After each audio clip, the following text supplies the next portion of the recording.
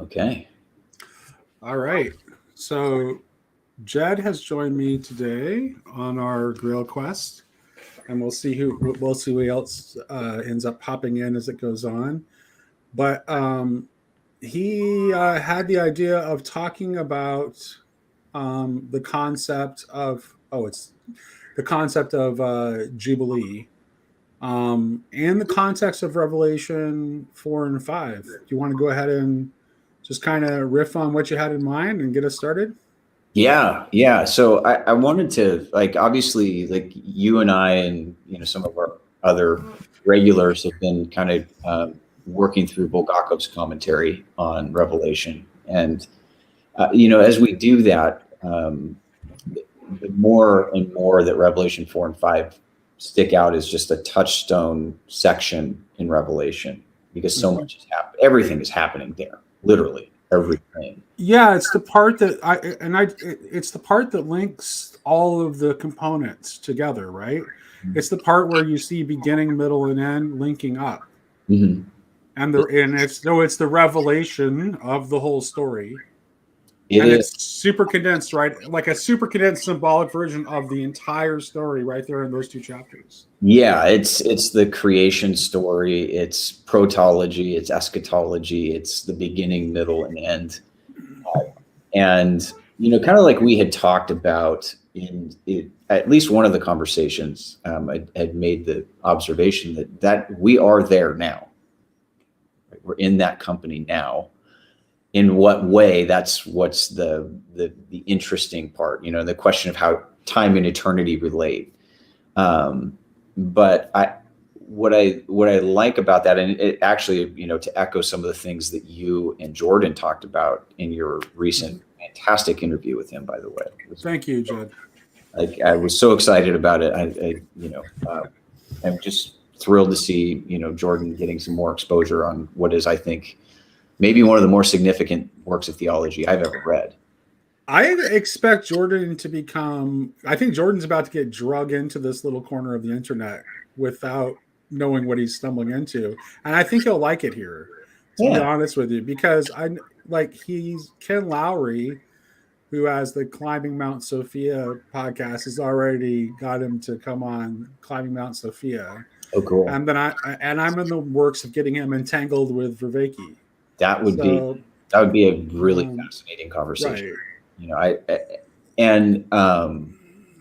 So kind of, like some of the overall concerns or going concerns that I think animate some of the conversations I like to be a part of is this question of apocalyptic imagination, right?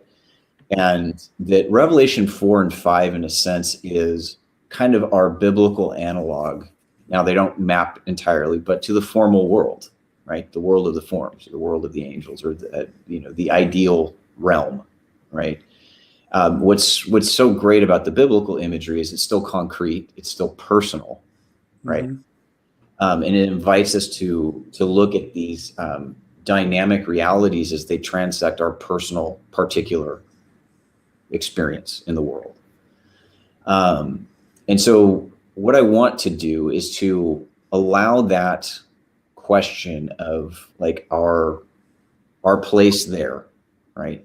That in some way we have been co-seated and co-raised with Christ, and we find ourselves in that same chorus of all creation singing holy, holy, holy, and worthy is the Lamb, right? And all the songs that are kind of given to us in Revelation 4 and 5, I think, become the major thematic elements of the Song of the 144,000, which is the song of the new creation, right? And in a sense, my aim is to maybe demystify that in some respect, to say that, no, this is actually gives us, like Berdyaev would speak about, is like our creative calling and our vocation in the world is to do our part in participating in what we pray in the Lord's Prayer of thy will be done on earth as it is in the heavens, right? Right. And I think that is very much an apocalyptic prayer that we're called to be active participants in. And as we kind of explore some of the themes in Bulgakov, especially like his millenarian or his chiliastic thought, his belief in the millennium, right? Bulgakov is wonderful, I think, because he interprets that as real, like the millennial period, whatever length of time that is, he sees a real episode in the history, in the unfolding history of the revelation of Jesus, right? And his reign on earth and in the cosmos. But he doesn't necessarily interpret that literally at the same time. He sees it as a reality, but not necessarily like a literal 1,000 years. So, in my mind, I would look at that period of time as probably much longer than 1,000 years. Mm-hmm. Given how the immediacy of like basically what we're looking at in the kind of the drama and conflict in the book of Revelation is comprising of basically a 3.5-year period, 1,260 days, right? It's kind of the overall schema. So a very short period of time followed by a very long period of time, which is in some way Christ's reign on earth with the saints. The way that looks, I don't necessarily need to get into what my sense of that is, just to say that I do believe that the millennial period will be marked by some sort of visible reign, like transparent reign of Christ on earth. In what way, I can't say, but I do think that the text kind of puts us in that position to begin to contemplate those realities. And so to me, like the apocalyptic imagination is one of seeing the realities that we see in Revelation 4 and 5 as the realities that are supposed to be actualized here and now, and building toward that eventual reign that we would classify as the age to come. And so what I want to do is to discuss the some of the themes that we get in Christ's teachings, but also throughout the testimony of the scriptures themselves about this coming Jubilee, right? And a society that becomes the paradigm. So I want to kind of engage in almost like that imaginative or visionary type of an exercise of what would that kind of a society look like, right? With the caveat to say, like, in my conception of that, in the way that I see it in my mind's eye, I don't know if it's 100% correct. It's kind of like seeing through a glass darkly. It's like there's a lot that I don't quite grasp or see, but there's some key elements that I think are worth kind of teasing out and seeing, like, hey, is this something that could be a workable socioeconomic and cultural program, essentially? Right. And I appreciate your perspective as it pertains to Christian anarchy, right? Yeah. How that maybe flows into some of these discussions. I'm going to argue for something more like Christian panarchy. So I don't know if there's a distinction. Right. Yeah. Because I do think that there are some institutional sides that would probably have to be in place for this kind of a society to work. So like that's kind of the rails of the conversation, but obviously our conversations go where they go. Okay, I have several thoughts. So first of all, I think that in many ways, one of the reasons that the eschaton is called the new heavens and the new earth is that it doesn't actually represent the end, but the beginning, right? I would also say that if you don't think that the eschaton has to be immanentized in some way, then you're reading a different Bible than I am. And I would also, the other thing I would want to add. Can I put a question into that? Sure. Point? So why should we seek to immanentize the eschaton? Because the whole story is about incarnation.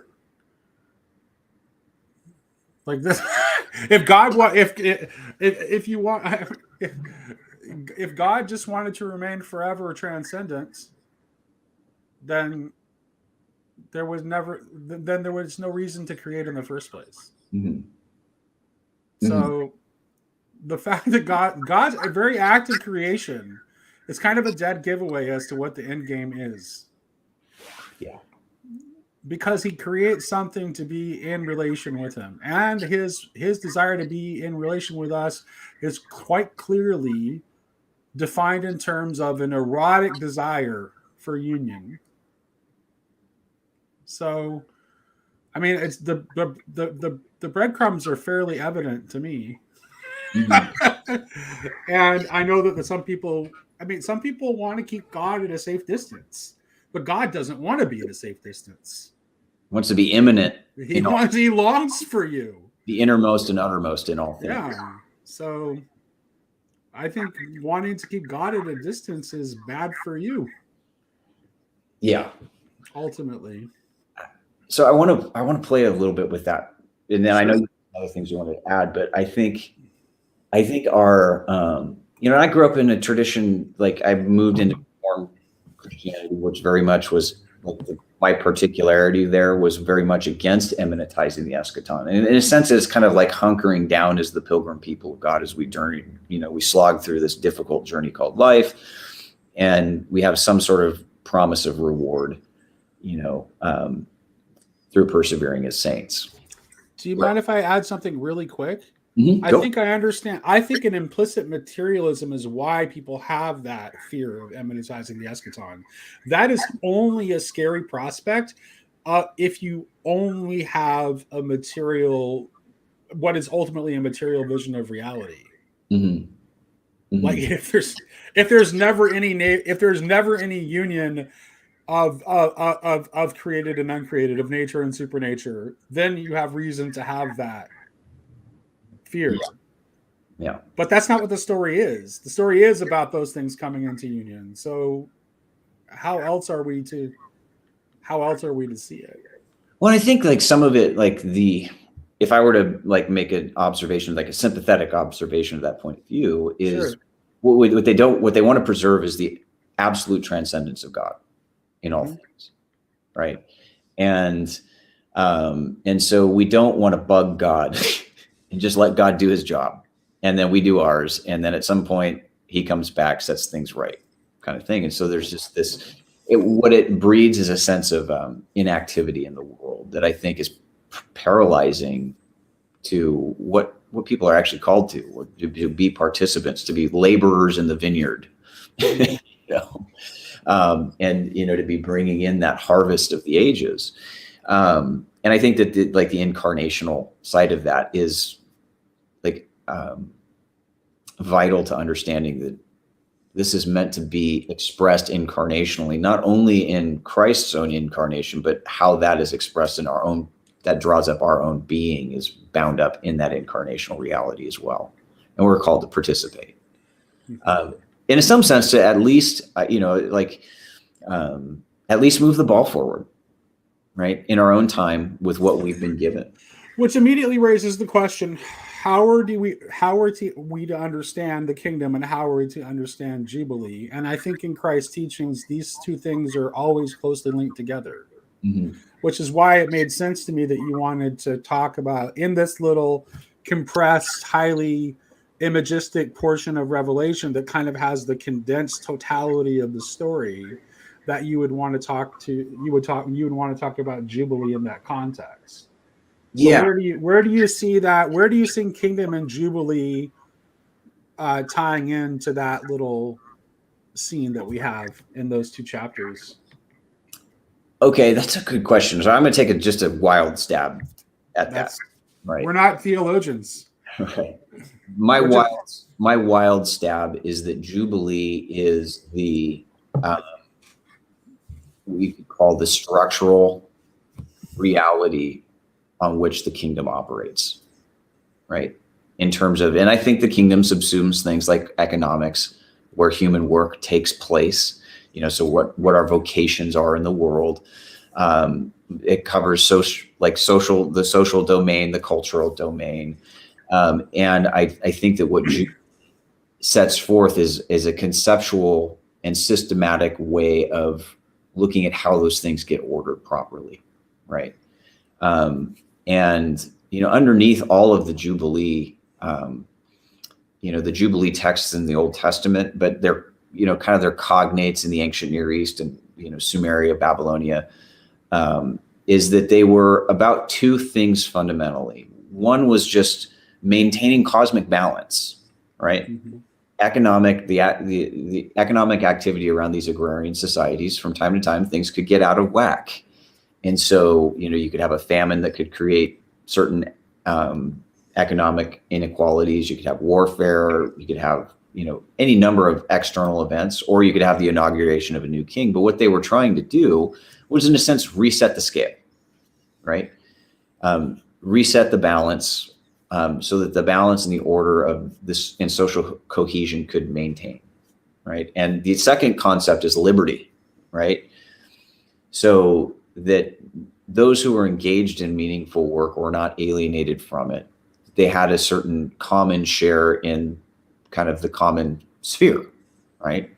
So the freeholding, citizens of like a Babylonian city-state, the governments of the time were very concerned about the social cohesion, because their entire city-state apparatus rested on the fact that you had, available military might and labor for public works projects, and then the ability to make good on just your, agricultural responsibilities.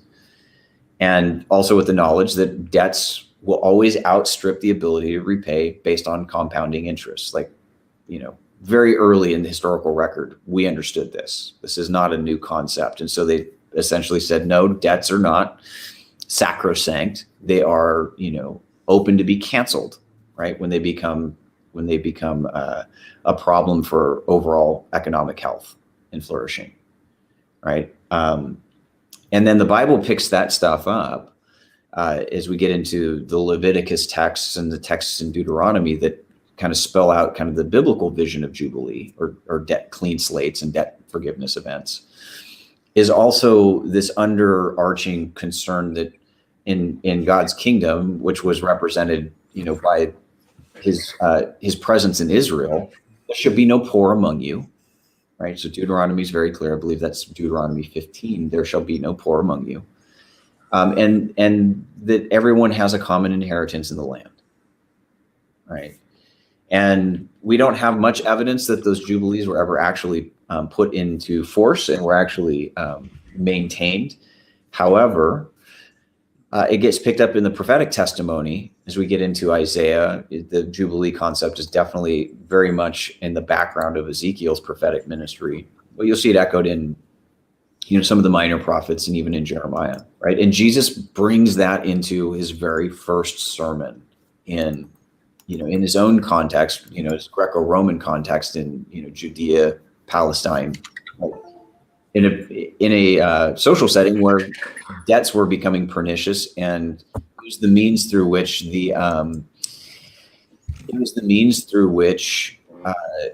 these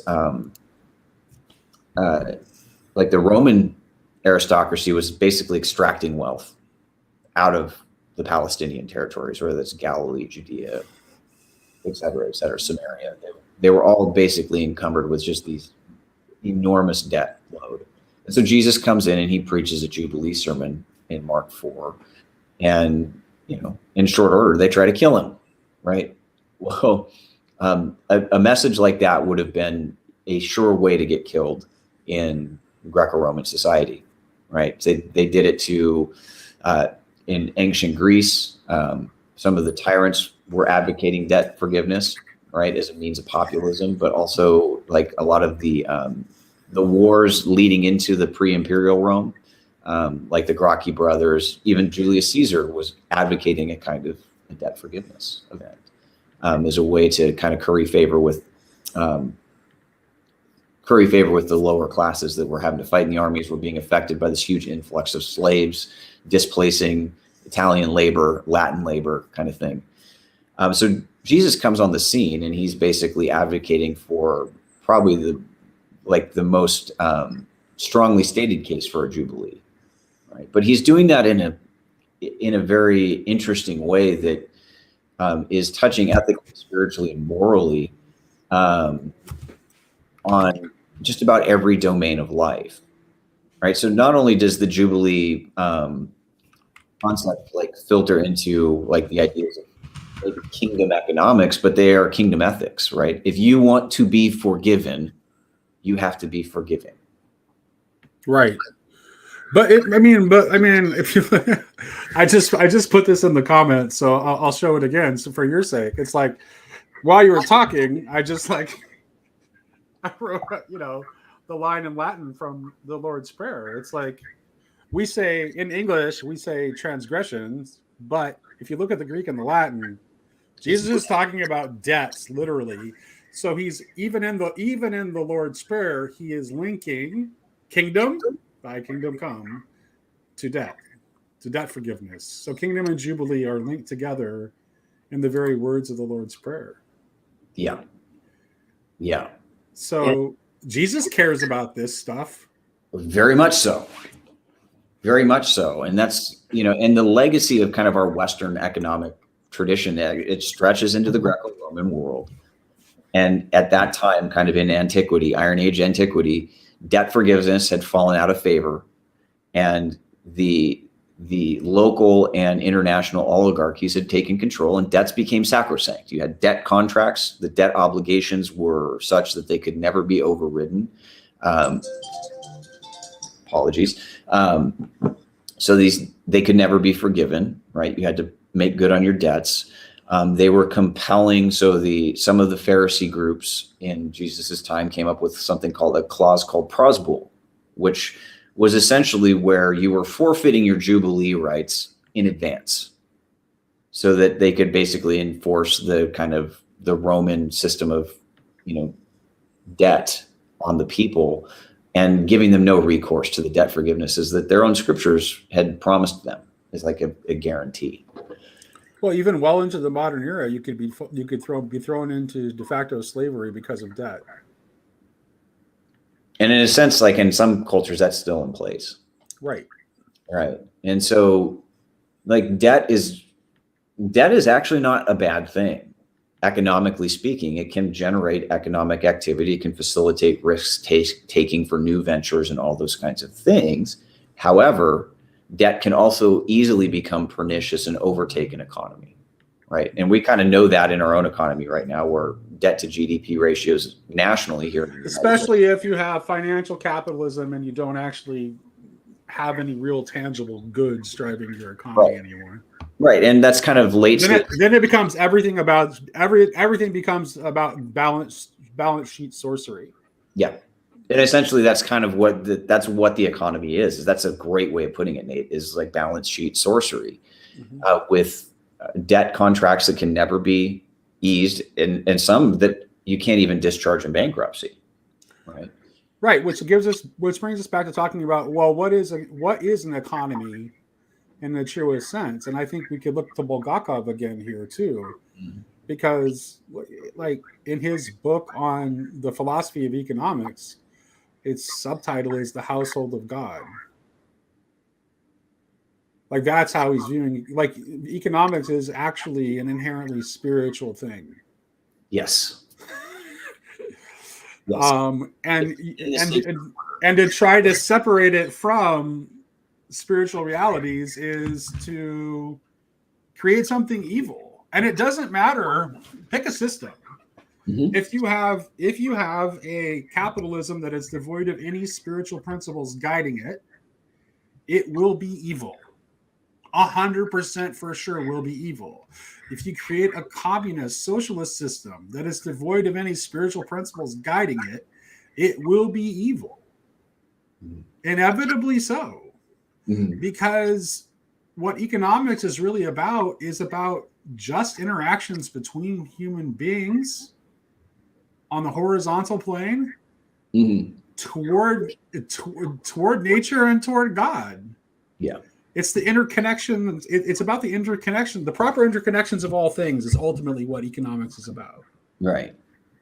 And a Jubilee type of a approach, like, and so we kind of what I'm going to sketch out is something that we kind of talked about, I think, in that conversation you and Sarah and myself had, is, well, what does a society look like where cyclical debt forgiveness events are kind of the hallmark of the system? Right. So let's say like we fast forward into the millennium. I do think that that's going to be a fundamental feature a fundamental socioeconomic feature is cyclical debt forgivenesses, right?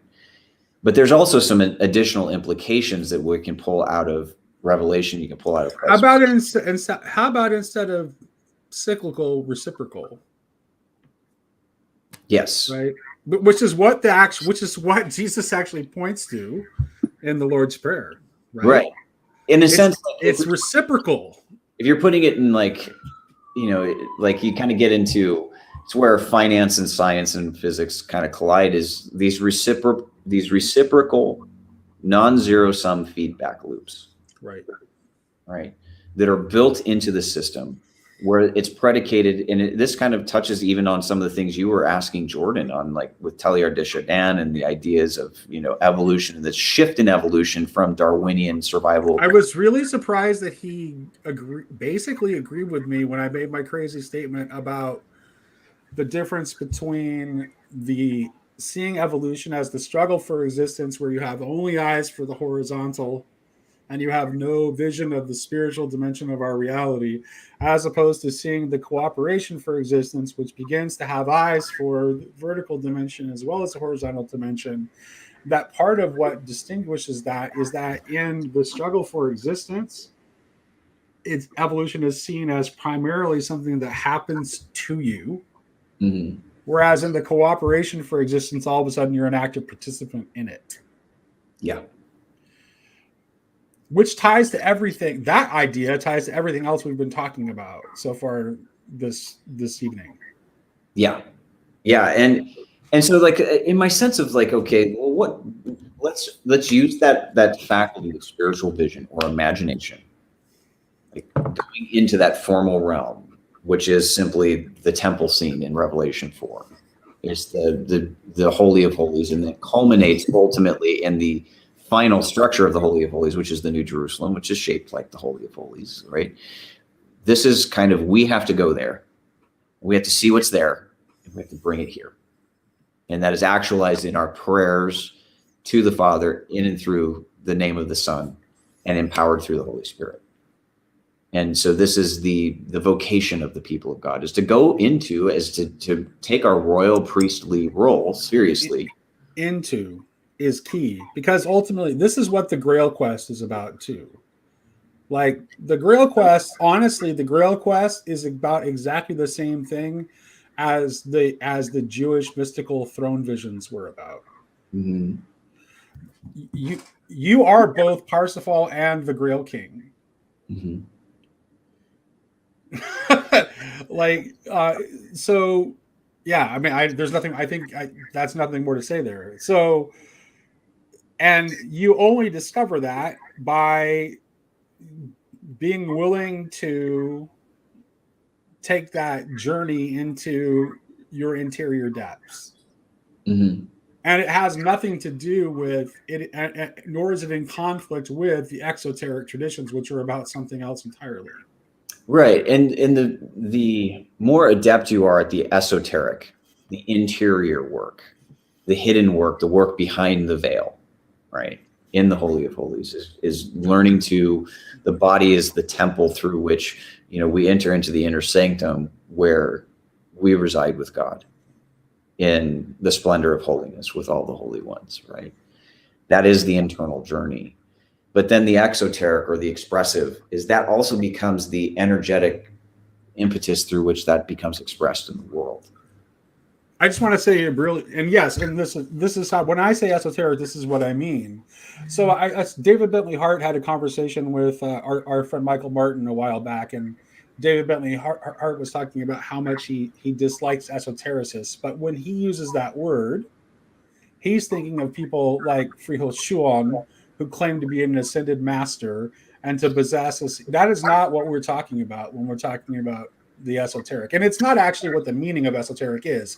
It's what some people who have obscure exoteric traditions, because they're teaching people this stuff, do. It's a game they play in order to gain power over people, because they claim to have, they're essentially Gnostics, where they're claiming to have a secret knowledge that no one else has. No, what I'm saying is that there's an interior knowledge that you can access, and certainly there are people that you can encounter along the way that will help you in terms of encouraging you along the way, but ultimately only you are the one who can access it. Only you are the one who can find it. No one can give it to you.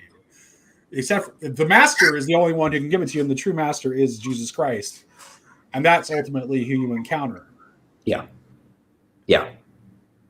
But it is his image which you are being transformed into. So again, what I said about it being the same thing as the throne vision still applies, because that's what you're being turned into. Yeah. And I think one of the things I like about our conversations, Nate, is I'm just a knucklehead with a Wi-Fi connection. Yeah. Yes. Yeah. I am not an ascended master. Now right. Exactly. About like my, my experiences and the things that I see and the perspectives that kind of animate how I think, but I'm just bearing witness to that. That's it. Like there's nothing magical about me in that sense. Like I don't have, claim to some secret hidden reserve of knowledge that nobody else has access to. Oh, here's what I think, Jed. Here's what I think. I think that people have these experiences, the kinds that we talk about openly in public sometimes. I think people have them all the time, but they question themselves because they've been culturally conditioned to do it. And they don't trust their own information that's coming from within them. Because they've been led to think that they can only find the truth can only be found out there through some sort in of the objective form in the world, through some objective authority. But there's a whole bunch of things about the world that you won't understand if you don't look inside yourself. Well, Jesus says that the kingdom is within us. Exactly. And you know what? Once you see that, then the outside world starts to take on a totally different shape and form altogether. It looks completely different. Yeah, 100%. And so like, okay, so like a knucklehead with an internet connection, I've established that's kind of what I am, right? And but like, here's what I've seen, right?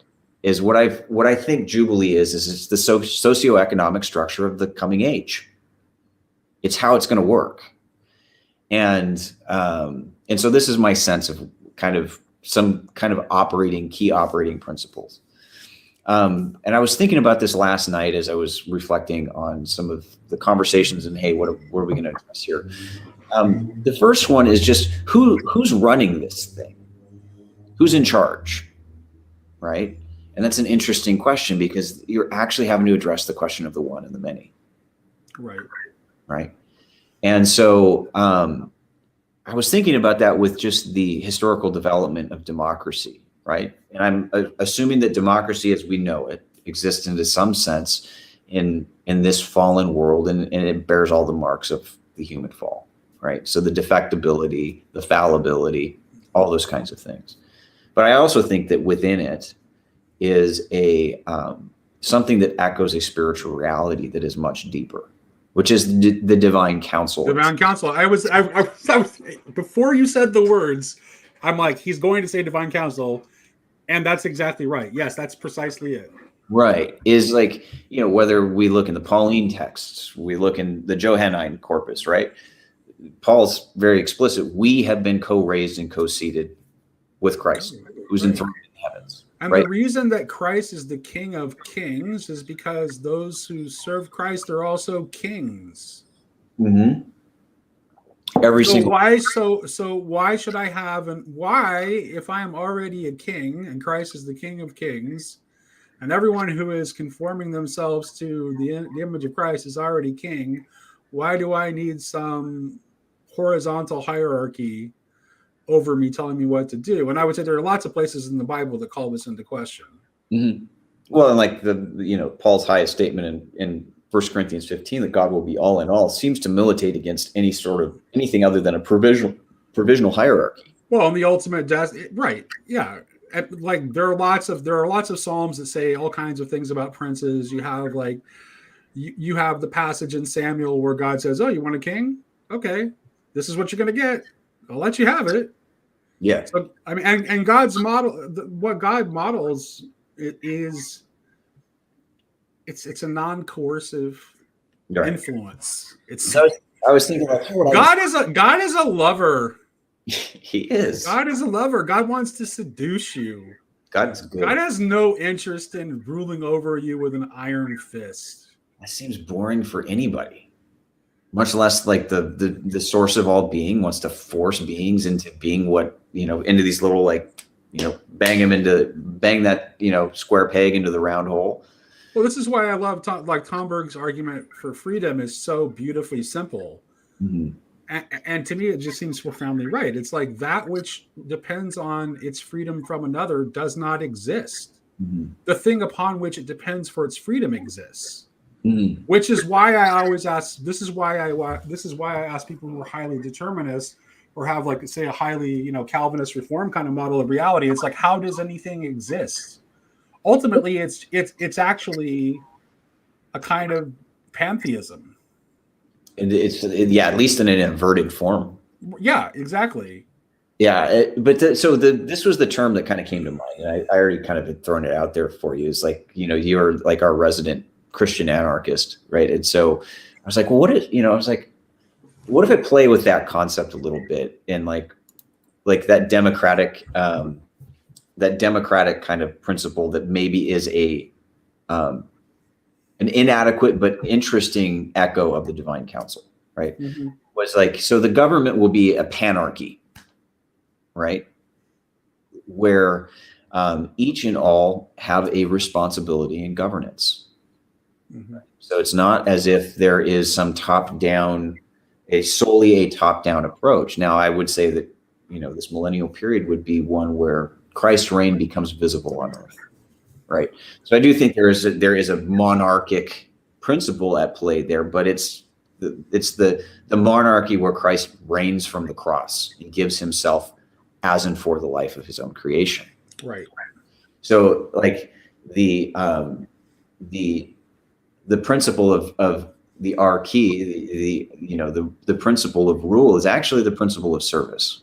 So it's a society where the consciousness has shifted in such a way where we understand that part of our expression. That's why, for me, Jubilee is an intermediary step, and that ultimately the economy that really reflects the kingdom is gift economy.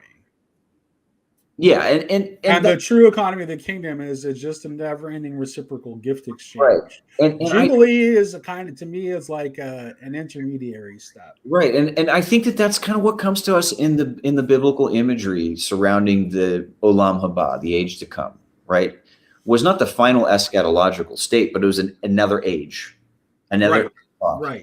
in human history. Right. Not all of our problems are going to be resolved, but I mean, if we look at if we take the Revelation text seriously, Satan will be bound, will have no place in the overall working and rule of that age, right? So it doesn't mean that every bad thing disappears. It doesn't even mean that death disappears, because it still has an instructive value for us as beings, right? So there's a sense where, okay, as we are... Well, death isn't death anymore.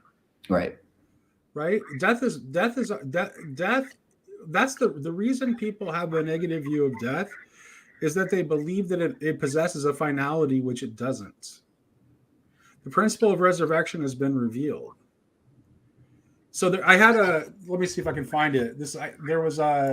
I'm getting ready to have a conversation about the Grail with Michael Martin and Mike Sauter on their Transfiguration podcast. So I've been rereading A.E. Waite's book on the Church of the Holy Grail. Mm-hmm. And there was this great, hold on a second. Oh, let's see. Oh, where is it?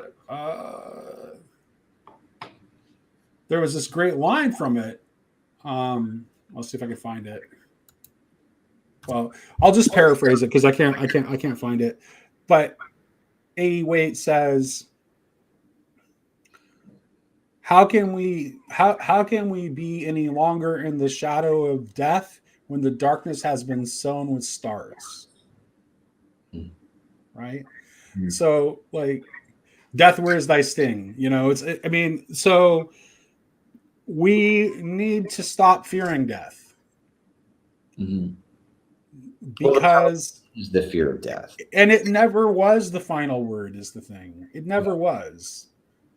And because the incarnation is a very strange event, which if you want to understand exactly how strange it is, please go watch my conversation with Jordan Wood. And you'll understand just how exactly strange an event the incarnation is.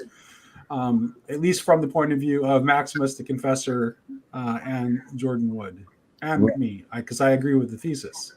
Yeah, and I do too. And I like the point to just to back up a little bit, like to just further reinforce. Yeah, I do think that even when we're talking about a Jubilee society, we're talking about maybe the next step, progressively evolutionary, was evolution of consciousness. Yeah, it's part of the further up and further in. And it's that journey to the omega point, to put it in Desjardins kind of language. It is not the omega point, and you're right that the ultimate kingdom economics, or the value exchange, is life for life, gift for gift. Yep. I give, you give. Yep. We all give together, right? And I do think that is once we have reached the point where God is all in all, the scaffolding disappears and the temple has been fully constructed and creation can enter in. So Jubilee is still kind of scaffolding in a sense. It's not. Yeah, it is. It's not the final state of things. It's not the New Jerusalem. The human community will still be engaging in progressive growth and somewhat even maybe struggle, but not under the auspices of the curse. Right. And so if you have a paradigm of society where you have joint rule, right, where the great and the small are all have an equal share and an equal stake in society and a responsibility to it, it becomes a way of looking at how you order things. So let's just say, like, the governmental principle is shared governance, right? We might call it like apocalyptic democracy, for lack of a better term, right? Apocalyptic democracy. Right. And I think in a sense, a direct democracy, like we have the technologies available where direct democracy is very attainable. Right. And the problem with direct democracy without a shift in consciousness is we're just kind of reinforcing the problems that already exist in society. So the tyranny of majority is a real thing to be concerned about. Of course. Like, so especially in a landscape rife with propaganda and manipulation. Right. So this is not like, hey, we get direct democracy and then all of a sudden the problems disappear, right? That's not what I'm contending either. But that will be an element of. I think we need to get smaller. This is my anarchist streak coming out, right? Mm-hmm. I don't think the state model is a desirable model, right? Okay. That's what I mean specifically when I say I'm an anarchist. Is I mean I don't think the state is a valid institution. I think that you should not allow yourself to be ruled over from a distant place by people who you do not know. That makes no sense. That's inhuman. You should decide your fate together with your actual neighbors. Right. And know.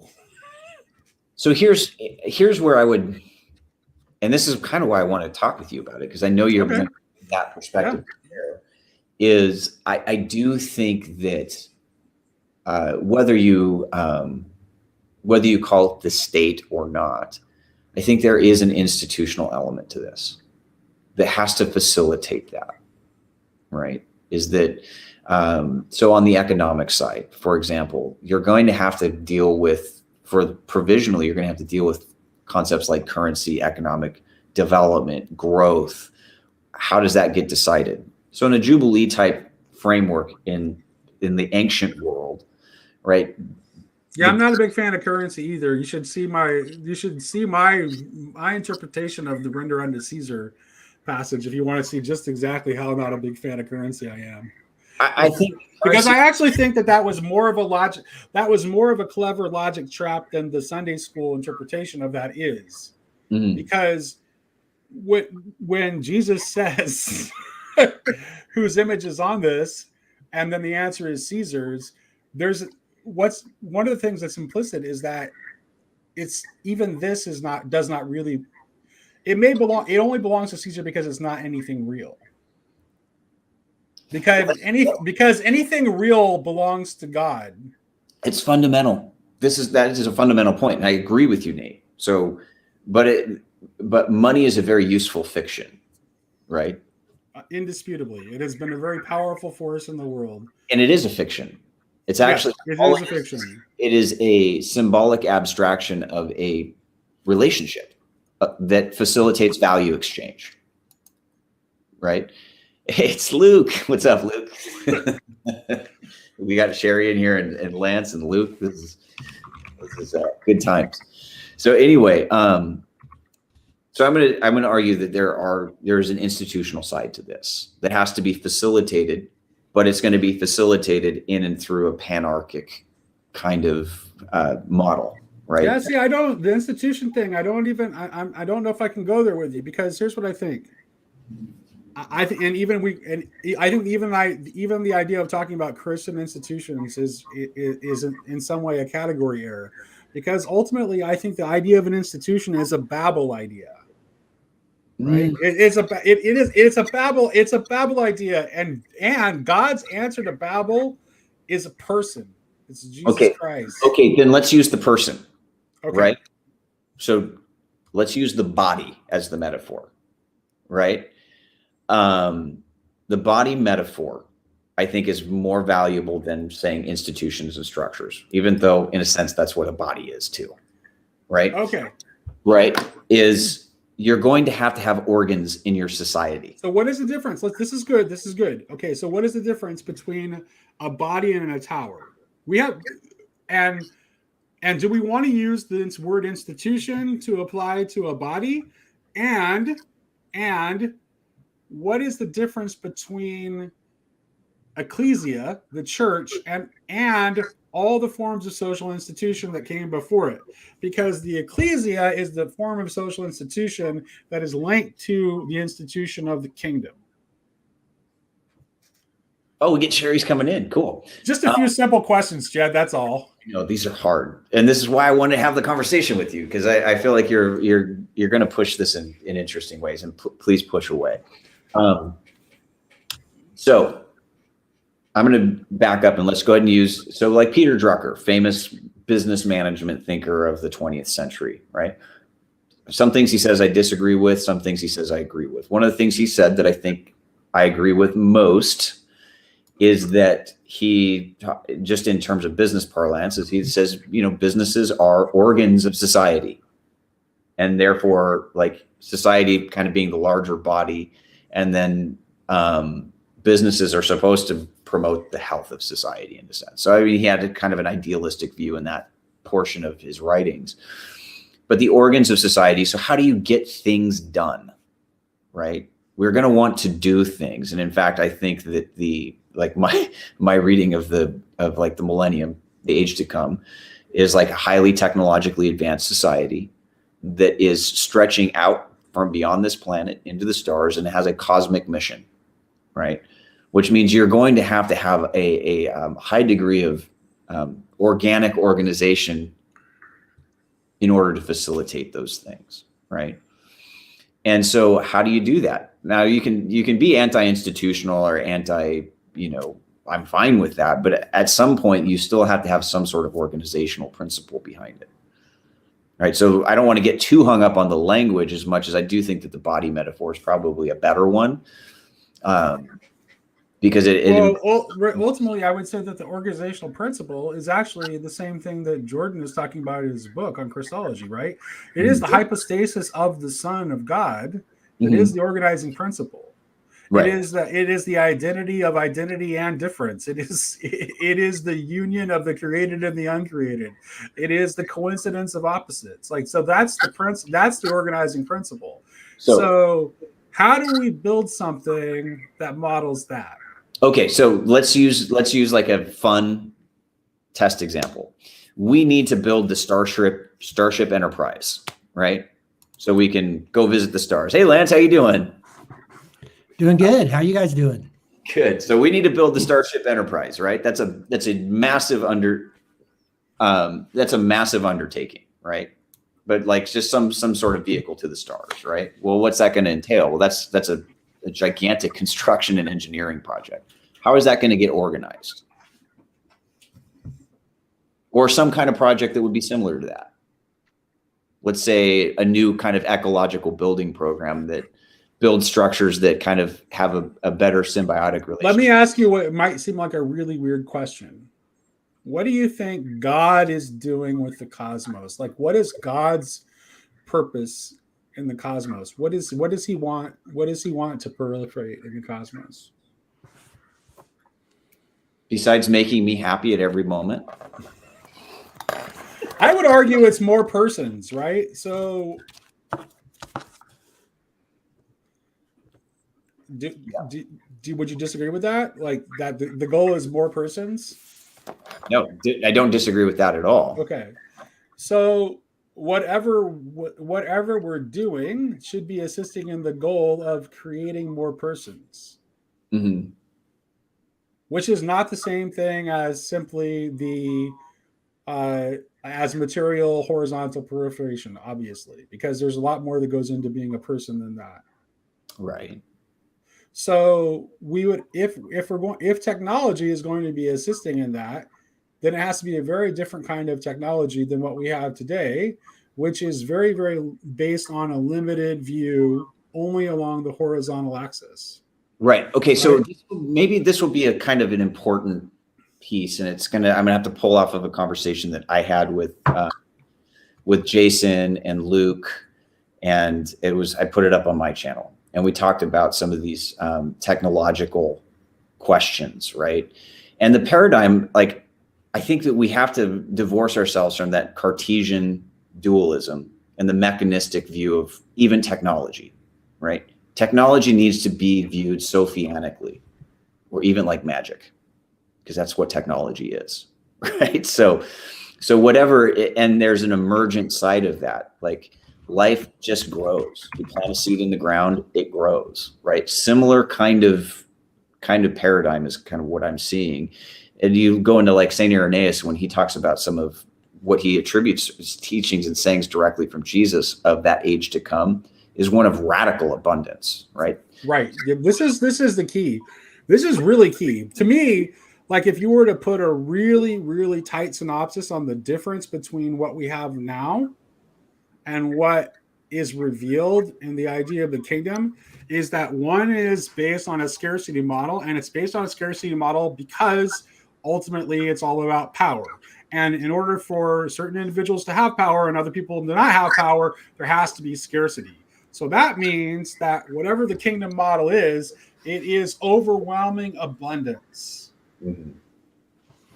Yeah, one of the things I was thinking about, it's funny, you just shared at the very beginning here, Nate. Literally after Divine Liturgy, we talked about Jubilee with my priest today. But think about, and you just mentioned it. So who has the power in the lending situation? The person with money, right? One of the things that Jubilee does, one is it brings people together. The second thing is if you know this debt's going to be given, is going to be released in 7 years, you'll be a lot more cautious in terms of when you will lend, right?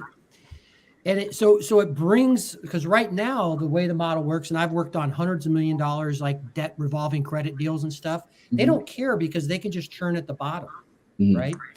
And so it makes wiser decisions with the lending. Again, when you see, for example, in the Christian model, in the kingdom model, he who doesn't work doesn't eat meat, right?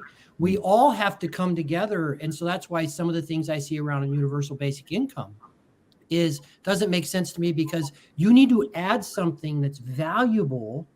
And some of them works hard, like you got the sweat of your brow. And so this idea around Jubilee takes this ever-growing debt structure and it forces it into a reasonable center.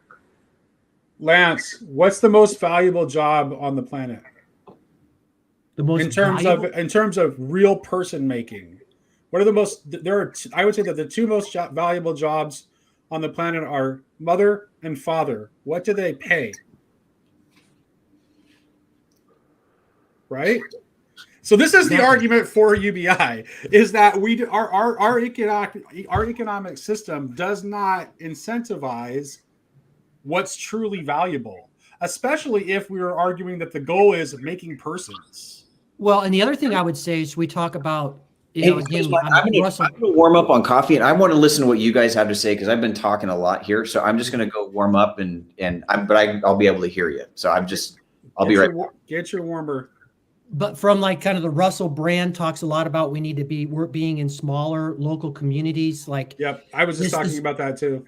Yeah. So we've gotten to this place where everything's gotten so big and so on and so forth. It's trying to, Jubilee works best in local community too, right? Because there's this sense of when I know you and so I have does to democracy, see you, by the way. Absolutely. And the real roots of our democracy is like, it actually has nothing to do with classical antiquity. The roots of democracy in the English-speaking world, which is where democracy has the deepest roots and has worked the best, is actually in the Old English village, which goes back to the Germanic Alting. Like it's just been a part of Germanic cultures for a very, very long time, and it was always based at a very local level. And then occasionally, when a bigger issue would come up, then you would get several localities together and they would, elect like a temporary war leader or something like that when there was a major crisis. But it was all based on a very, very small scale. Well, and I know this is an unpopular thing, but you talk about valuing motherhood and fatherhood, right? Yeah. Economies are supply and demand. Too many workers, wages down. Right? If we valued and truly valued, my mom was a stay-at-home mom, had to work occasionally here.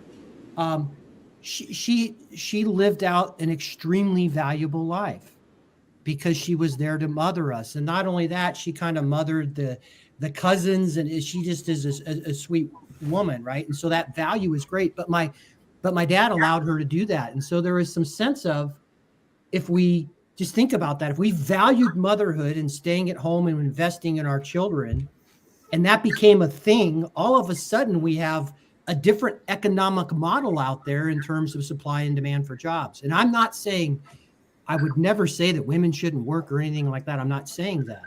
But if the free choice was motherhood, right, because they chose it and we valued it, there would be some things that would happen in terms of being able to afford living. Well, yeah, but in general, we don't, like, caregiving professions are, for the most part, pretty low valued within our system, right? For lots and lots of reasons. But I don't know if you were here for the part where I said early on in the discussion that if you can have whatever economic system you want, if it has no sense of underlying spiritual values, right, it's going to be evil. Right.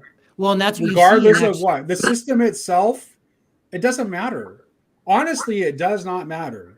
We could make any base system work if we had the right set of principles and values.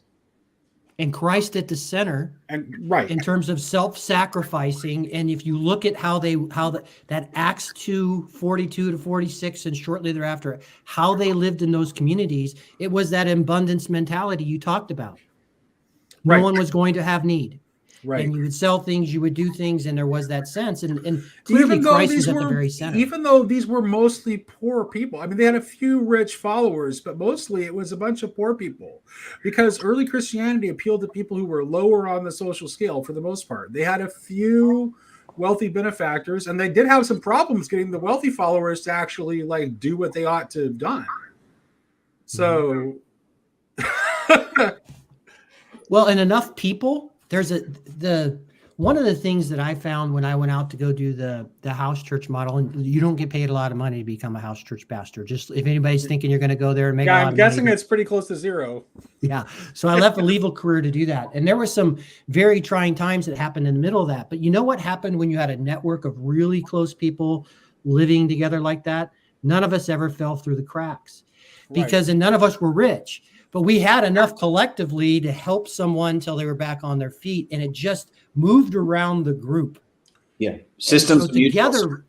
This is Yeah. that evolutionary principle of cooperation for existence that Tom Berg talks about, right? So that is Yeah. like, that is what we need. This is why that is, it's very key.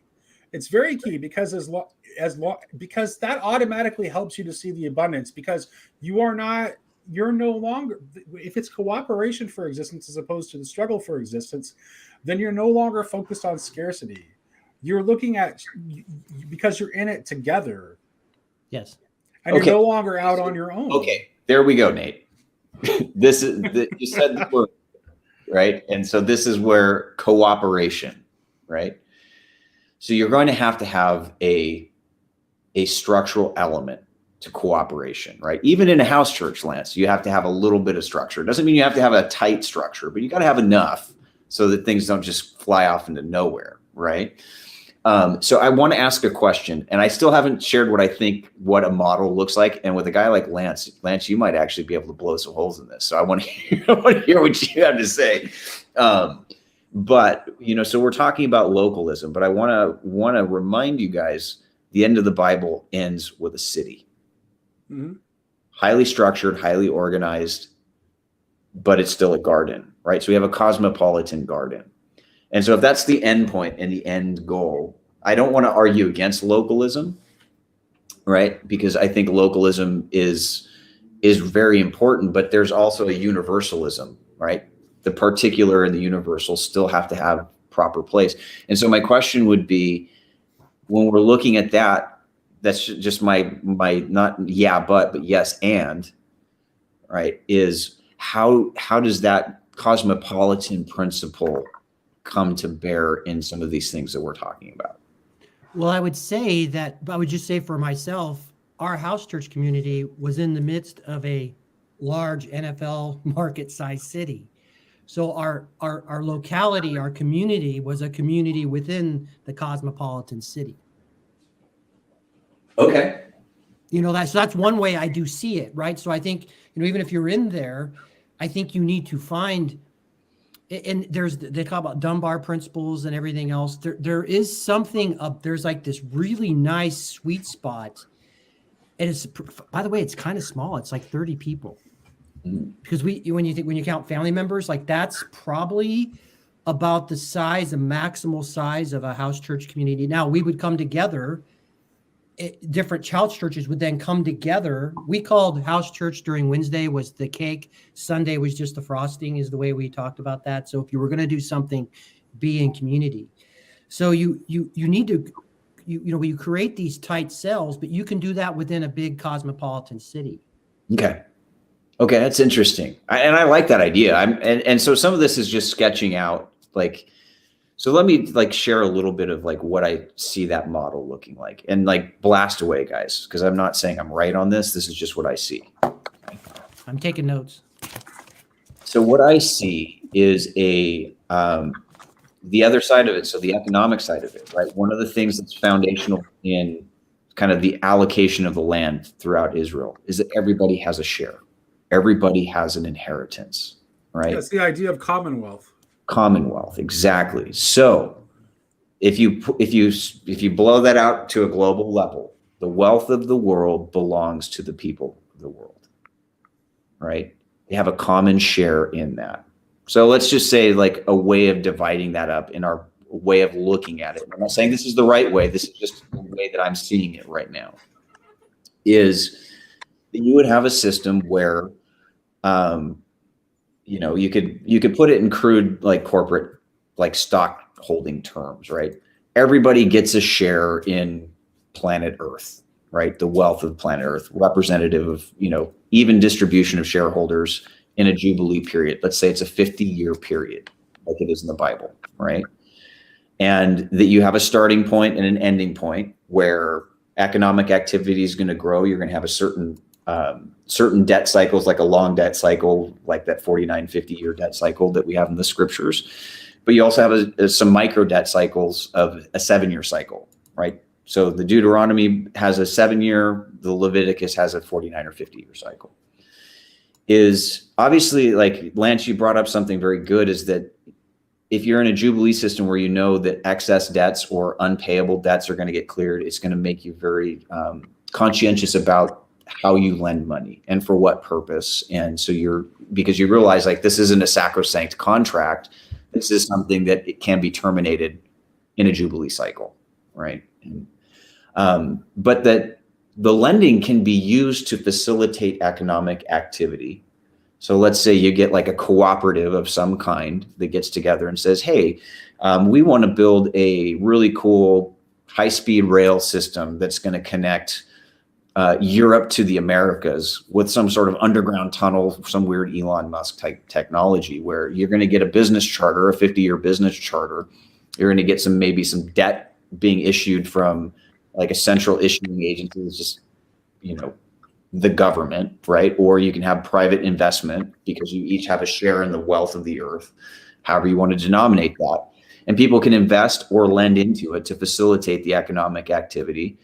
And they can begin to build out this technology and connecting the continents through some sort of high-speed connection, right? I'm not saying like this is exactly how it plays out, but it's just as I sketch it out in my mind, is you're facilitating the economic growth, right, in something like an infrastructure project that will serve as an economic multiplier, just like railroads, airports, bus stations, all these kinds of things are economic multipliers in our economies as well, right? And they'll kind of have some sort of cooperative structure to facilitate that, right? If they become profitable, those profits then go into the kind of the shareholder value structure, right? Because everybody has some kind of share in that. So there's a profit sharing kind of thing. And the debts get cleared at the end of the cycle. And then if it's a worthwhile enterprise or worthwhile cooperative, then maybe they get a charter for the next 50 years, right? And you just have a cycle of, hey, we've got a lifespan of organizations that may be a 7-year charter, a 50-year charter. Some are renewable. Some of them just like, hey, we did this for 50 years. We kind of got what we want out of it. We're going to close this operation down and invest our wealth into other wealth generating and other abundance generating kind of economic activity. And so the idea is that ultimately, like at the end of like it, what I like about the Jubilee is it comes in, it's an autumn festival. Right. So it's announced in Feast of Booths, which is in the autumn. It's a harvest festival. So you're gathering in the harvest. So whatever economic activity you have over that Jubilee period gets kind of re-centralized into the bucket and then redistributed at the end of at the beginning of the new Jubilee cycle. And what you have is, in my sense, is some kind of economic growth. Now, it may not be necessarily quantitative. You could do even qualitative growth. Like it doesn't have to necessarily be denominated in quantities, but what you have is a value exchange that no longer becomes encumbered by debts that have that kind of crowding out effect in an economy, right? And that facilitate, like obviously you're going to want to be, if you're a citizen in this kind of world, in this kind of governance, it's going to demand an active participation.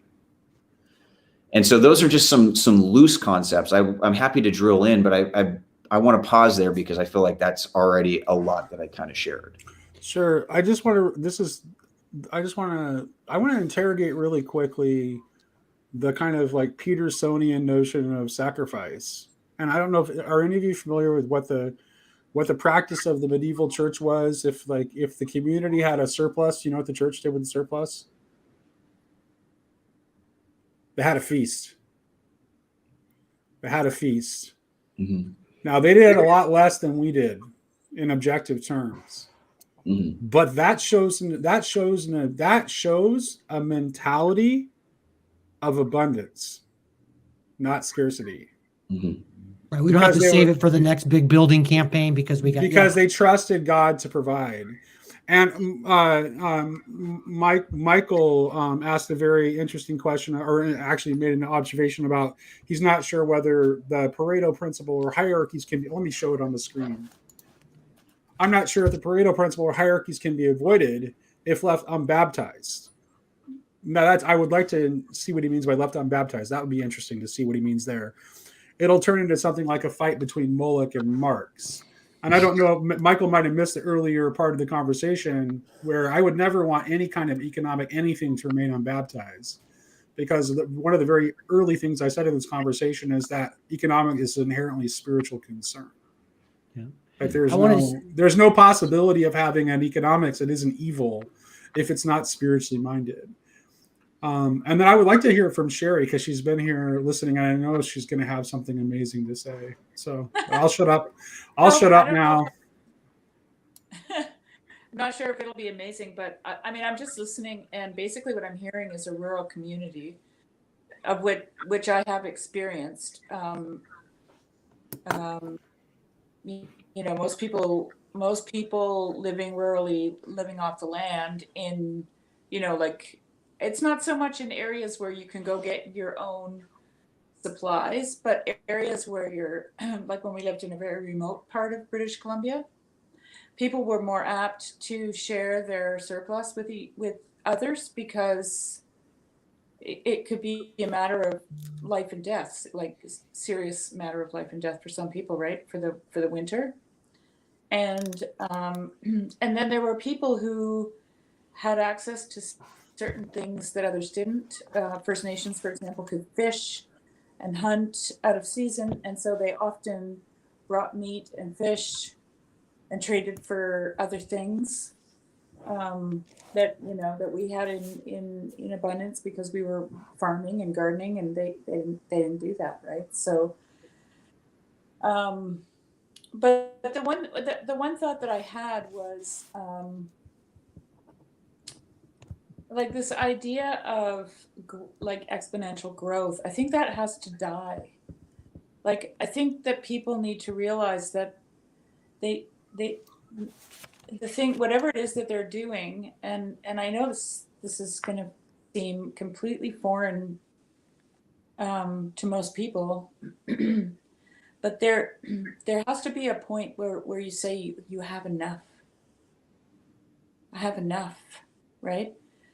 And my idea of enough is that you have enough to care for your own family and to care for people closest to you. So, you know, you become a good steward of the thing, that whatever it is that you're doing, and that enables you to have enough. And abundance. Okay, so this is abundance. Right? Like, enough is not like living hand to mouth. I think we've talked about this. I'm having a weird deja vu already, Jed. It's so strange. I think we've talked about this. It's like it's not living hand to mouth. Having enough is having enough to sustain you and to share with others when they need it. Right? But this idea of exponential growth, like that every year you have, you know, because you have investors, and those investors have to see profit, and you know, I think there's something very, what's the word I'm looking for? It's not naive, but it's self-destructive, essentially. That's how I think. And Sherry, I think that like what you are bringing up, I think is a necessary counterbalance, right?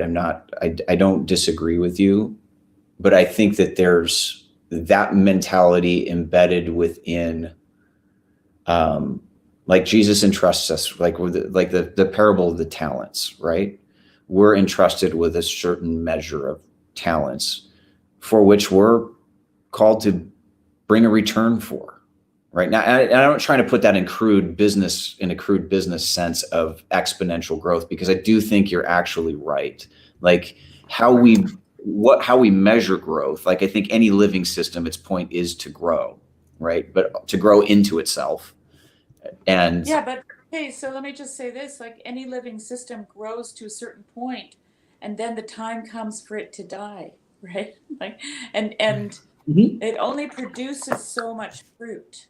And then it dies back for the purpose of conserving energy, if it's a perennial, for example, or to spread seed, if it's not a perennial. And I really love what Luke wrote there, Luke Johnston.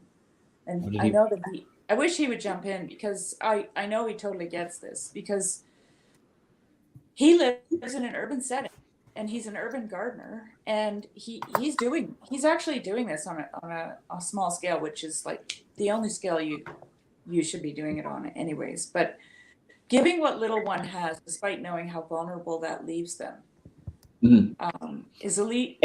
Is a leap into hope or love beyond the known. And not only that, but it also cultivates a connection, like a deep connection between you and the person that you give to, right? So there's an obligation, like you were talking about that earlier, that, how did you put it, Jed? You said something about the gift. Nate was mentioning Value, too. like life giving life was kind of at least one of the things we were talking about. Yeah, but there's an obligation when you receive a gift to give a gift, right? Right. And when you guys were talking about that, I was thinking about Christmas, because I mean, like, that's just around the corner. And I know a lot of people hate Christmas because it's become so commercialized. But the spirit of Christmas is exactly what you're talking about, right? Yep. Where it's a gift exchange, right? And there's no, or there shouldn't be any expectations. It's a place, a time and a place where everybody can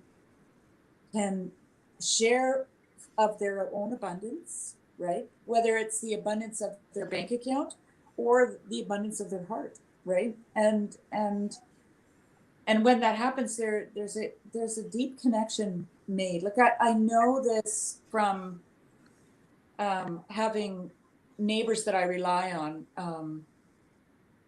You don't rely on them all the time. Your responsibility lies in relying on yourself. And when you can no longer do that, then you rely on your neighbor, and your neighbor is obligated to give you the help that you need. Yeah, interdependence versus codependence, right? Someday I would like us all together for Christmas. It would be wonderful. Right. That'd be awesome. And I will roast a pig. And since I found out today that Jacob does not eat kosher, I will offer him one of the cheeks of the pig, which is, for anybody who's eaten a lot of roasted or barbecued pigs, is the best part of the pig right there. That cheek meat. Jed and I, one of the things you talked about, like one of the things I think that, and here I love the USA. I'm one of those kids. That's just what I am, and I believe in that. I've had to change that a little bit, but we need to break this Protestant, because this happens in Christian. A lot of Christians say they're spiritual but not religious. They'll say, I don't have to go to a church to be a Christian.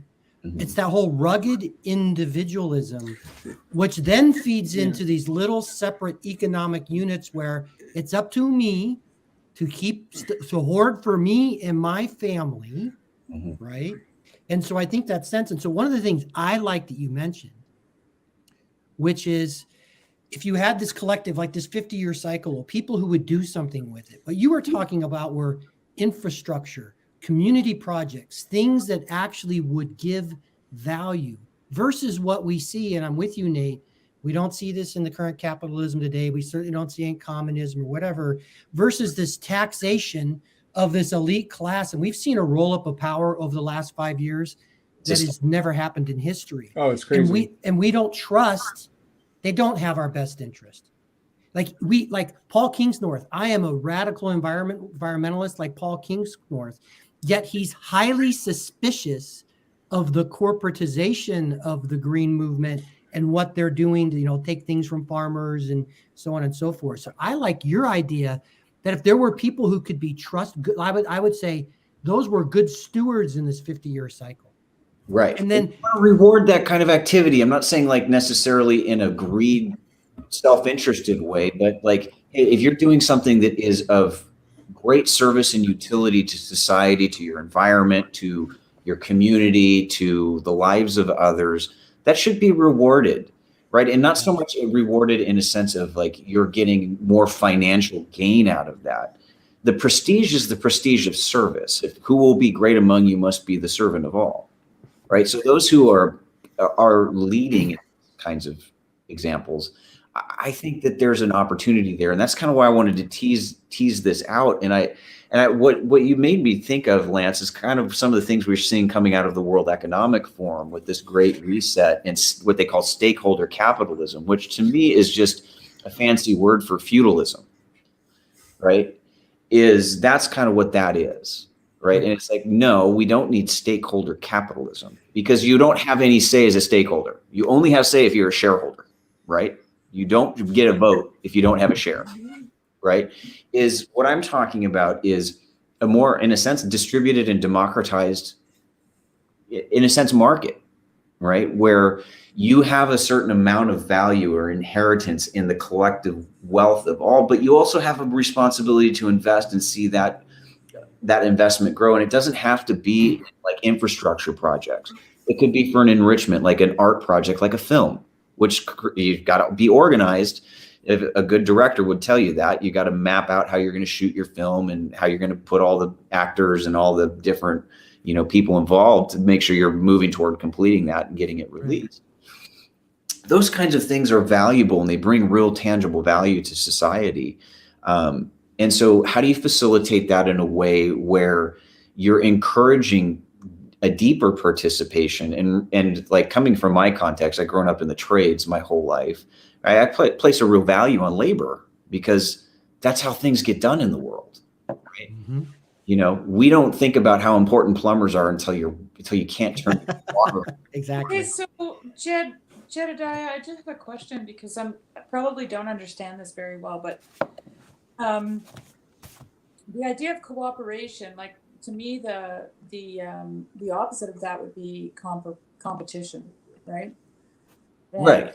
And it seems that the capitalist system that we're in right now is based on competition. That's why you have this exponential growth.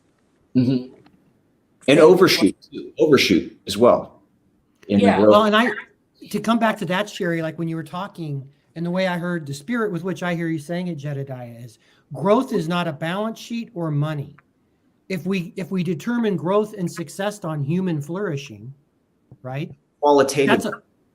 That's an entirely, and again, we're talking about living in a true kingdom model, right? Which is that sort of model is all those things we see breaking down all over the place in every single form, and we see it because we get involved, is, I think it's that human flourishing. And I'm with Sherry, which I know a lot of people in the city keep pushing back, but that spirit of community is alive. For example, where I grew up, if someone were to pass away in a family around harvest time, everyone stops what they're doing at their own farm. They go bring in the harvest for the family, so they don't have to worry anything. They don't charge them gas or anything else. And, that's just the ethos. And even people that don't like each other still work together, because they know, listen, we're going to need each other someday. Mm-hmm. And so there are Republicans and Democrats or whatever, but you don't go not combine someone's field because they voted for Trump or they voted for Biden or something like that. Like those things are there, but they disappear. So how do we bring that ethos that Sherry's talking about? We need to try and bring that into the city. Yeah. Can I just say something? Oh, go ahead, Sherry. I just wanted to point out that when you when your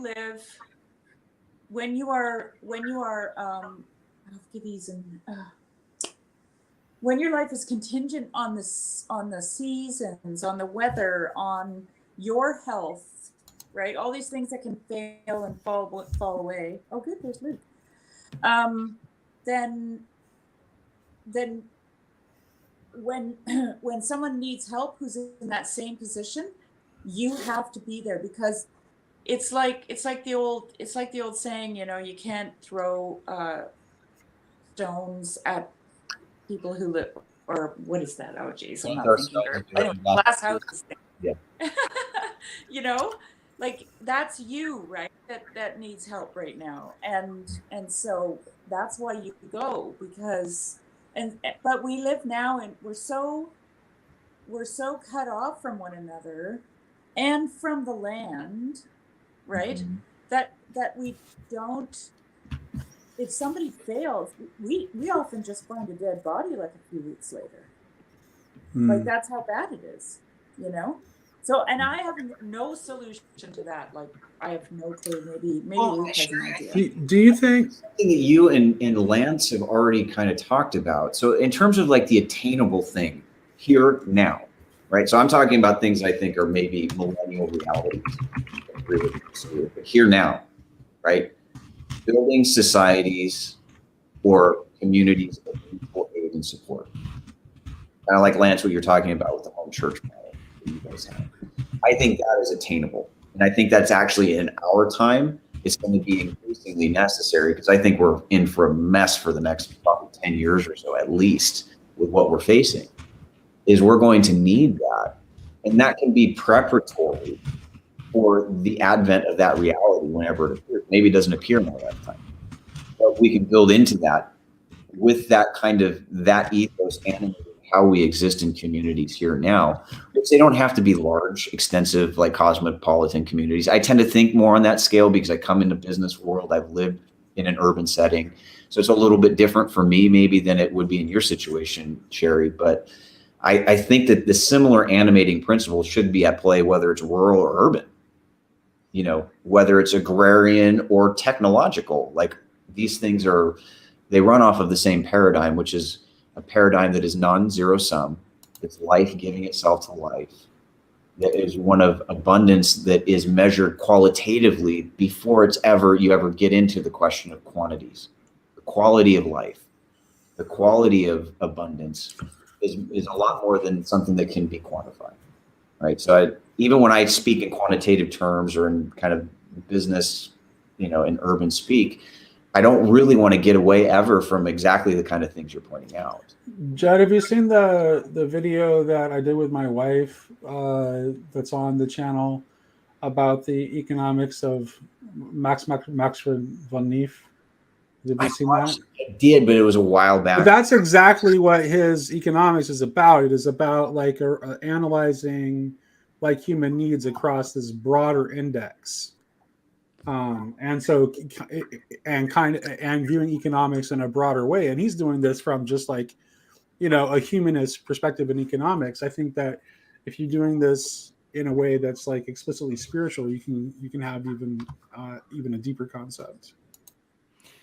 Yeah, Nate, you asked this question. Do I see us doing that here? I do, right? I do too. Yeah, I think because, but it needs to go a little bit deeper. And I do think, I would say this, I've been in, although I did go to Catholic University, I've been in pretty much every model from mainline denominational Methodism to Willow Creek mega model to house church, and now I'm in the Orthodox Church. I do think, and I think this will go through with our Jewish friends, if you are in that type of community, most of those communities do really do a good job of taking care. I think they do share the time of need. I think that's a safety net.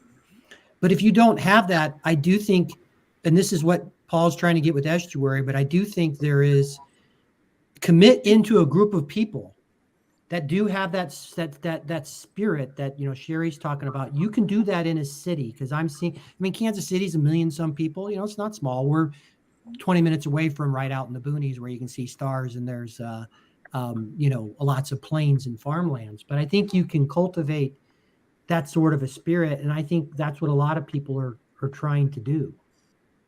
Mm-hmm. I want to hear from Luke because Luke's actually doing it. So, well, I live in a kind of unique area because, like, if you go 10 minutes in any direction, you're in a rural area. So it's, even though I'm in like an urban metropolis or whatever that's relatively large, it's like really easy to get outside. So there's this exchange happening, like, with the urban and rural. That's really interesting. Whether it, because I'm not the only one that's doing this in our area. Even on this like, I live in a lower income,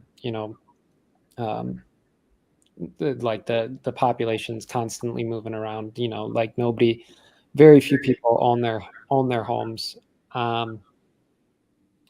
but there's a lot of different like little community gardens, and then there's an influx of like CSA farms around the entire city that bring their produce in, and we've got literally quarter mile down the road. There's a tiny little shop that does like brings in all this like local produce and all these different meats, and you can buy that on food stamps, and it's the only place that I know where you can like get like you can't even get that from any of like the big box or even the smaller scale grocery stores. Like this is like literally the stuff that you get from the farmers market and you pay top dollar for, and it's not greenwashed or anything like that. It's like really top grade produce, and you can get anything from like, you know, the fanciest hot peppers, you know, that you want or what have you. So it's just there's so much that's already happening, and I'm just kind of coming alongside and trying to play into it to a certain degree. And we also have market dollars for low income families at the farmers market here in Williams Lake, and those get distributed, but I don't know through who actually, because I'm just on the, you know, we're just on the receiving end of them, right? And so people can pay with their market dollars, and then the market gives us the cash for the market dollars. And I'm not sure where they get that. Not sure where they get those. Maybe family services or something like that. But you know, if like I really wonder how much competition that or pressure that puts on big box grocery stores when you have that much going on in such a small area, because it sounds like there's a lot going on where you live, and I'm sure most people prefer to get their food from places that they know where it's coming from, right? Yeah. So if they have an option. Can I jump in there because I want to throw some ideas just from my perspective, guy who works in business. One of the problems that you see in like the big box retail type setting or grocery setting is you have a structure and a system of oppression that's in that. And I'm not putting people who work in those settings, I'm not implicating them in that, but it's just systematically there's a problem, right? Is wherever that food is grown for like your local grocery store chain, right? That the abundance of the earth is being extracted and the wealth is being abstracted out of that community into kind of the corporate coffers, right? And oftentimes having to utilize highly complicated supply chains that are very fragile, right? So if anything goes down in that supply chain, you've got a huge problem, right? The great thing about being able to produce at the local level is that, not to say that local production doesn't have certain pressures that, like, let's say a local area goes through a bad drought, there's going to obviously be pressures there. But what you're doing is you're keeping the value within the locale where it's produced, right? And I think that becomes really important now. Infrastructure and certain technological things, I think that you need something more distributed. But like there is an important localism, especially when you're talking about production of food itself. You know what, right? Jed? You're building a resiliency and the proper redundancies that facilitate long-term staying power of a food system. Well, there's also this relational aspect to it, like with like with the majority of my neighbors who, like, I was privileged to grow up in an area where my parents could afford, you know, an acre of land, and I grew up gardening, and so I already had like a foot in the door. And then I come to this urban area and transform this yard into like this jungle, and people are walking by like, what the heck are you doing? You know,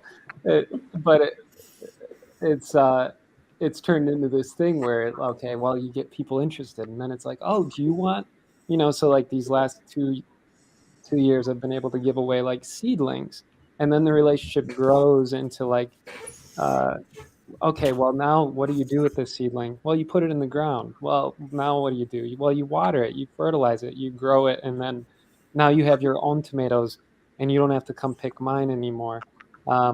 But you're welcome to, because like they're there, so go for it. But it's then it's like, so that you build this like way in which it somehow it spiderwebs out. It goes. Yes.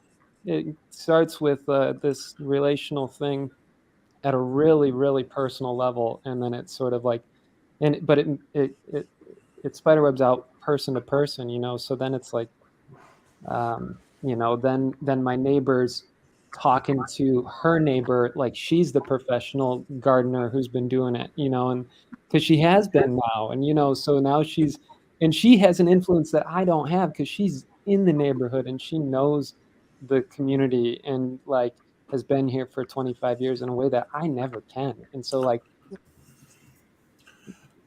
yeah. It's amazing. Not only but Jed, when you were talking about keeping the resources, like the money, the cash or whatever within the community, Joel Salatin also talked about keeping the microbes local. Okay. I don't know if Luke's familiar with this, but it's really like for when you want to talk about human flourishing, you have to talk about microbes. The microbes in the dirt that are speaking to the microbes in your body, right? And they need to be local. They literally do, in order for you to have perfect health. And most of us are eating food that's covered in microbes from I don't know where, Mexico. Most of our Canadian produce is from Mexico. So anyway, there's that whole, that's what came to my mind was you're not only keeping the money local, but you're also keeping the microbes local, which is super. There's go ahead. I'm sorry. Sherry, you probably remember in the 70s, like you didn't have everything in your store 12 months a year. It was more seasonal. When things were in season, that's when that produce would show up, or that's when that vegetable would show up. Yeah. And the really interesting thing is we talk about, you see a lot of these things that are being proposed. They want to move the food far away and they'll get it to you. Like that's not green. Like all the energy it takes and the environmental damage of manufacturing things far away and shipping them in with petroleum in these shipping containers. That illusion of abundance actually produces scarcity. Okay. Mm-hmm. So dangerous. you want to grow tomatoes out of season. You want to grow pineapples out of season. You want to grow, you want people to eat avocados all year long. You're going to produce scarcity. It also keeps people from growing their own, like you are doing, and like Luke is doing. And this is very, very important because, like, look at how many people Michael Martin feeds with his little 10-acre farm with his community-supported agriculture, and they're trying to tell us that we're going to need to eat bugs and that we have a problem with overpopulation. Well, and this is where my yes and also comes in, right? Is that you have the localism, and I have no problem with localism, but then you have the needs for distributed, like let's say utility type technologies, power generation. You're going to need things like, we want, like, and we had that discussion, Luke, our fun little discussion that we had last time on technology, right? Where I basically said like cosmos is technology, right? Which I know is a pretty broad sweeping statement, but it's the technology through which God is made known to beings, and beings understand their place in God's overall economy, right? And I could back up and talk. I'm just sorry, Jed, to interrupt, but I'm just going to use myself. I just want to say one thing about technology. Douglas Harding says it is an extension of yourself, right? Remember that? Okay. Right. Yeah. To see technology as something totally alien is to not see man as a part of nature. Right. Yes. Right. And to see God as disconnected from nature, as well, as Jed points out. Right. And that's why I want to argue against a mechanistic view of technology, a Sophian view of technology. That's good. I think we've been dancing around that quite a bit, but that is definitely a key concept. Mm-hmm. I need some help to leave this room. It says end here, and I'm you just you hit leave studio. If you hit end broadcast, you'll just end the whole stream. That's what I thought. So I don't Hi, know Sherry. where that is. Bye, Sherry. Bye, Sherry. Wait, Oh, It's the Leave I Studio can't button. find Leave Studio. It's on the bottom on the far right. Can you If just you have remove mute- me? Yeah, I think I can do that. Hold on a second. Yep. There she's gone. But Sherry. Well, one of the Oh, things I think okay. would be interesting is we're not too literally we're not too far away from where we had more private, localized businesses. Like one of the things that I'm in tune with is went to be a house church pastor. Now I've re-entered the sector again. You know, we're on a tight budget. Mhm. And so Walmart and some of these other things are just the way that we can make things meet and make ends meet. And so, you know, the people down here are forced in some ways, you know, particularly when I was feeding teenage boys and had family of five, like Costco was a very economical way for us to make ends meet and to not live extravagantly. Mhm. But you know, the FTC is supposed to stop all this conglomerate stuff. Like they're supposed to stop all this monopolization, yet they're asleep at the wheel. Everything is getting sucked up into these large structures. And if we had the wherewithal to, quite frankly, we broke up Ma Bell, right? Like if to break up these literally there are these monopolies now. Mhm. And you know, you could work, by the way, you don't have to put Walmart out of business, but you could say, hey, you're going to buy regionally. You know, it just we're not too far away to where we don't have to destroy the whole system to say there was a thing that worked better for more people. And Lance, I really appreciate exactly what you said. Is like what I think sometimes, like, so if we look at like kind of Marxism in a sense is like a secular millennial thinking, so secular utopianism, right? Is like the idea is like to basically tear down the old system and put something new in place, right? I don't think that is healthy because the human cost in those kind of revolutions. Well, and it is also mechanistic. It is just a system. It is as much a machine as capitalism is a machine. Right. And so the idea of being able to say, hey, what can we do with the systems that we have that can be a meaningful progression forward in a better way? Right. And so like, you know, like the idea of maybe bringing like democratizing capitalism in a sense, like bringing a sense of like no, we don't want a stakeholder capitalism that is essentially an overlay for a global feudalism. We don't want that. That's not where human flourishing, that gives flourishing for the elite class and suffering for everybody underneath. Right? We don't want that. That's not in the interest of the people. Well, then what do we do with the systems that we do have? Well, that's why, I mean, this is why I really liked Yang's idea of human. Oh, sorry. So how do we put those transformational changes into our vocabulary and into the way we operate here and now?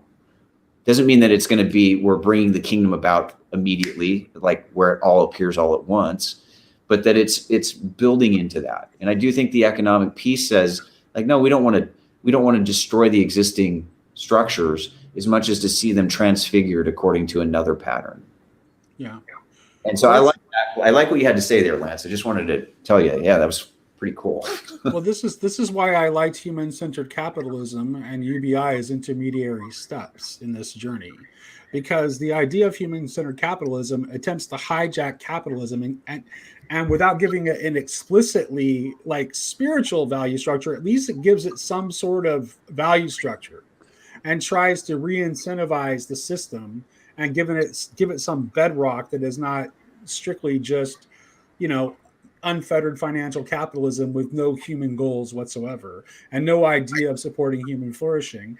And the other thing is that, like, I think UBI, as long as we're stuck with an overarching huge bloated state, it does have a competency of issuing checks, which we might as well take advantage of. And the idea of recognizing everyone's basic human worth through some kind of monetary reward seems fine with me. And the other thing is when I was in Iowa working on the Yang campaign, you know who understood the benefit of UBI immediately more than anybody else I talked to? Small business owners. Because when you do that, when you put money directly into the hands of citizens, the small business owners automatically know that puts them on a better competitive foothold with the larger guy, because all of a sudden, if the price differential between you supporting the local business versus the big box store is alleviated by the fact that you now have extra income in your pocket via UBI, all of a sudden it's easier for you to choose that local business. And the small business owners, they got that right away. And they were all in favor of it. Well, and I just think, again, simply like the FTC, if we broke up and we could do this. This is not that hard. And if you broke it up, and one of the things would be shrinking federal government, right? And releasing that money back into the hands of people. And if you broke up these mega monopolies and incentivized, there are entrepreneurs in every region of this country all over. And there was something about the guy who was the banker who lived in town, the guy who owned the newspaper in town, the person who did these things closer, because you were closer to it. And so through tough times, they didn't immediately lay off, right? But they weren't trying to meet a quarterly profit either, right? So getting things more healthily localized and trying to incentivize business within regions, right? If you tried to encourage that, that would not be that hard. Now, that's not going to that's not going to happen in our current landscape. Because that's one of the weird things is that businesses don't even look toward their own long-term interests, because shareholder capitalism is so focused on short-term capital gains from the investment that it doesn't even necessarily follow what's the best path for the business. Right. Well, and here's the funny thing. Actually, businesses that, even if they are public, but you can see some that have the longer view, will ultimately, over the long run, they will do infinitely better if they can get out of the quarterly cycle. Like Warren Buffett gets that. Investing in R&D versus like paying out dividends and doing stock buybacks, right? If you wanted to put it in simple terms, I wanted to back up on the UBI concept and how that might be facilitated in a system of like a far more participatory direct democracy, right? Is you can give people voting credits, right? They're paid to work for the government by being involved in the work of governance, right? And you're incentivizing the structure there. The thing is like a UBI kind of concept can really only work if there's a Jubilee system in place, right? Is you have to have a means to clear, because debt will always exponentially grow. But so you have an exponential growth factor, right? Compounding interest grows over time, and it eventually outstrips any productive capacity, because most enterprise growth is linear, not exponential, right? And so it's eventually you're going to have the overshoot of the debt. But if it's built into the system that what debt is there for is to facilitate economic activity, not to inhibit it. When you have that clearance mechanism, when you clear the debts away, what's left? It's the underlying value that has been generated in the debt cycle, right?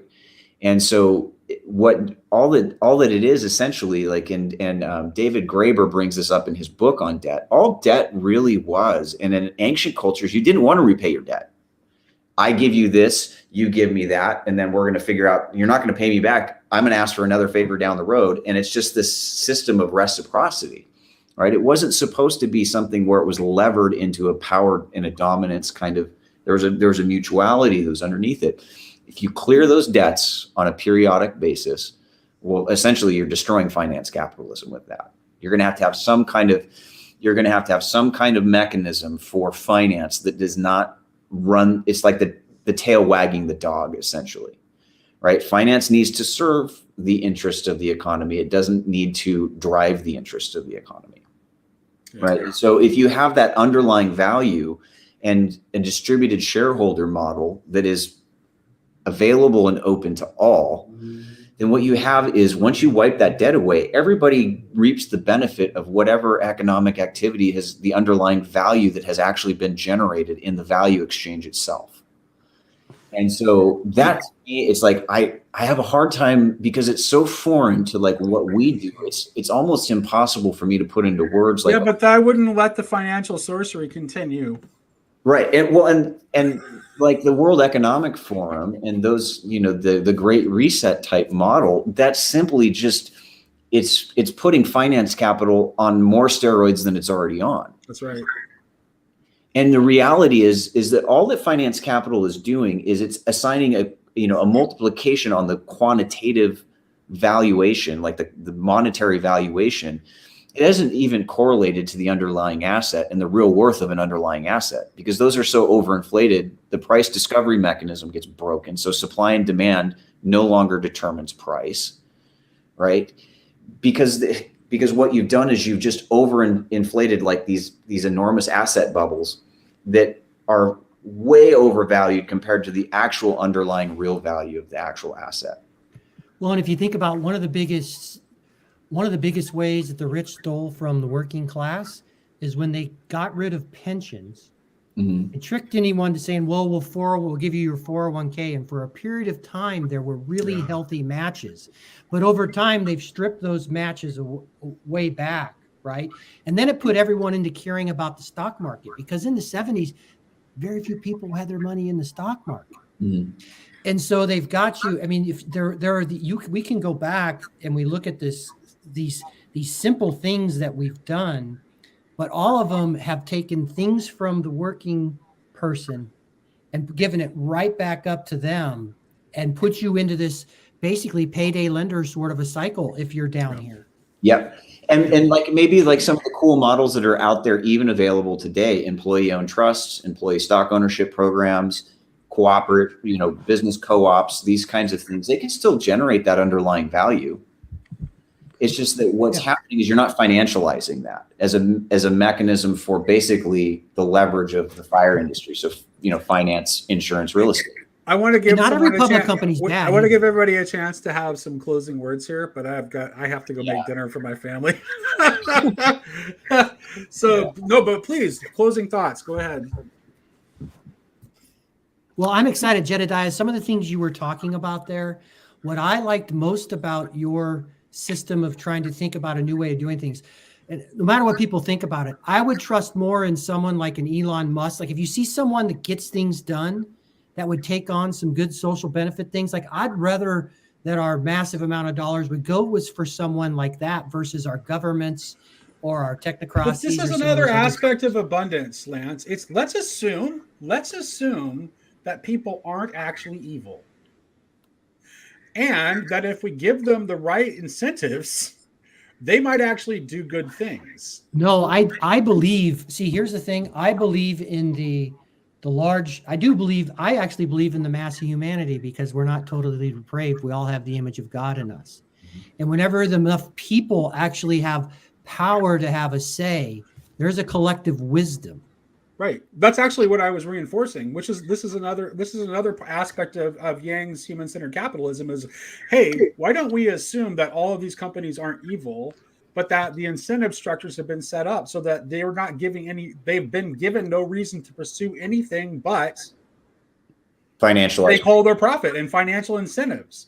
But if that we can actually, all that we have to do is just like use the power of government to like create new metrics, create new standards. And then all of a sudden there are new goals to shoot for that are beyond that. Right. So Lance, let me back up. Like, so you brought up Elon, or like we could take like a Jeff Bezos, or, some of our great captains of industry. What if the incentive structure was no longer a financialized wealth accumulation incentive, right? But your prestige comes from the value you confer upon the lives of others, right? Mm-hmm. And that it's not animated with greed. So let's say, like, what if you had a guy like Jeff Bezos running an organization like an Amazon that's essentially just like one of the most efficient ways to get goods into the hands of people? There's problems with it. So I'm not saying there's no problems there, but I'm not here to critique that at the moment. What if you had something like that where he's making $200,000 a year? Yeah, no, like the Costco CEO, and this all comes back to stick the landing. We have to have this spirit of cooperation leading us. Like, I don't want to take so much from the rewards from the system, from the organism, the organization. I don't want to reap the rewards, the financial rewards, in a way that allocates all the benefit to me and pushes all the pain down into my employees or the suffering along the supply chain, right? So there's a human element to that. So it's like, yeah, those guys, like with those kind of unique skill sets, you want to reward that. But the question is, On what basis? What is the reward? Right.